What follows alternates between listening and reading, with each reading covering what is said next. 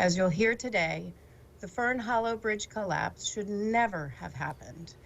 Federal investigators say it was a disaster that could have been prevented had it not been for complete neglect. Thanks for joining us at 11. I'm Ken Rice. Tonight, the National Transportation Safety Board is out with its findings after a 2-year investigation. It says inspectors documented the severe corrosion that led to the Fern Hollow Bridge collapse, but never addressed it. The NTSB also says the city ignored basic maintenance, which let the bridge corrode even more. It is a cautionary tale. You have 165,000 bridges across the United States. About 7% of those are structurally deficient or in poor condition.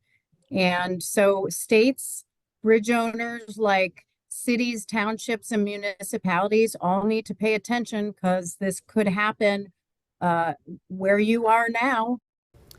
KDKA's Jennifer Borrasso has our follow-up tonight. She's live at the bridge with reaction from the lawyers for 2 of the bridge collapse victims. Jen. Ken, they both watched today's hearing, and they say the NTSB confirmed what their expert had already found: 15 years of systematic failures. Both of their clients suffered physical and emotional trauma back then, and they still do today. You know, it's interesting, Jen, because, again, our expert made findings that were absolutely 100% consistent with the NTSB findings. Attorney Peter Giglione represents Port Authority bus driver Daryl Luciani, who had 2 passengers with him when the 447-foot-long Fern Hollow Bridge collapsed. He says today's NTSB findings confirm what he already suspected. The chair said it during the hearing that this was a completely preventable disaster. Giglione says the support system's failure due to excessive deterioration over the years and excessive weight confirms his expert's theory on the collapse. No matter how many times I've read it in the documents myself, just the amount of notice that was given to the city about the problems with this bridge was absolutely incredible. And the fact that really nothing was done in the face of that is just mind-boggling to me. 5 vehicles, including that bus, plunged 100 feet into the ravine below. 10 people were hurt, some of them seriously. Attorney Jason Matz's client, Dr. Clinton Runco, landed upside down in his car.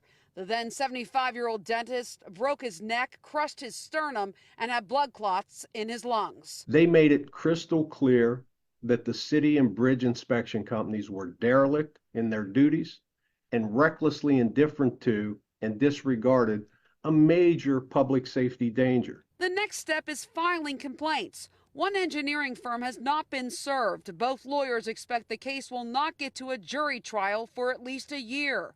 And they expect the engineering firms and the city to try and use federal and state laws to keep the unredacted bridge inspection reports, data taken during the collection, and the NTSB report out of the court. It's our position that it's almost silly that we cannot use these findings and we cannot use the data that was collected, including the unredacted bridge inspection reports.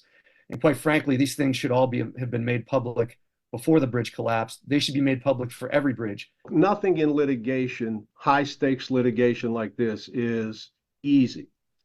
Certainly the city is going to continue to fight as they have been fighting all along. And Giglione says his client, Daryl Luciani, can't drive a bus since the collapse. He says that he has PTSD, he has nightmares, and he had shoulder surgery. Meantime, Jason Matzis, his client, he is back working as a dentist, amazingly, he says. Reporting live in Pittsburgh, Jennifer Borrasso, KDKA-TV News.